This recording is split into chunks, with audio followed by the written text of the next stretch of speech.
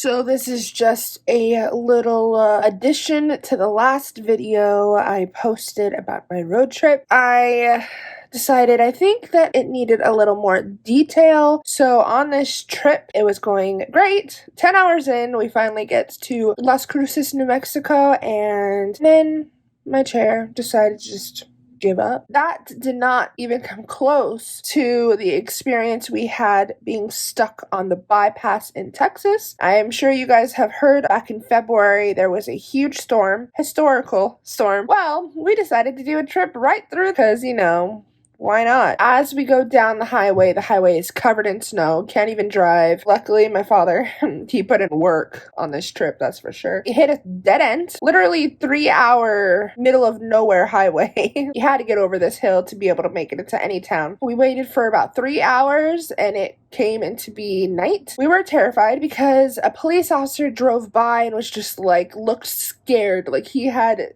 horror in his eyes, and he's like, if you guys get stuck here, we're all getting stuck here. There's no way out. If you guys can't make it now, you just need to go and not stop because you're gonna be stuck. Yeah, that was great. I guess what happened was buses or the big trailers were sliding backwards, driving up that hill, having all of these trucks trying to make it up there and just falling back at us was terrifying. It was definitely an experience. We're sliding back and forth on the highway and it was pitch black. There was no town, no exit, nothing for about a good 30 minutes until we finally hit a small town in Texas, which we weren't supposed to stop here. We needed to find a place to stay. We got there, literally had a quarter of a tank of gas left, and it was empty, and there was no gas anywhere in that town. And they said there was no gas for the next 2 towns, which was scary. Finally pull over, and we're calling around for hotels, and everybody's booked. There's no room. We're running out of gas. We literally thought that we were gonna have to sleep in the car, which we had a quarter of a tank. If we were to keep the heater on, it wouldn't have lasted, and we would have been frozen. With my disability and my sister's disability, we cannot make our own heat. We don't move. So being in frozen temperatures like that could have been disastrous. We all were terrified, thinking that this was it. We went into a hotel and they said, I'm sorry, we have no more rooms. And they just saw the desperation on my mother's face. And she told the story of, she got 2 people with muscular dystrophy in the car, quarter tank gas. We're not going to survive through the night. They're like, okay, well, let me call around. And they found 1 room in this whole town, and they said that they were going to set it aside for us, which, thank God. We get there, and my mom walks in. I was like, hey, we requested a room. And they're like, I'm so sorry. We're sold out.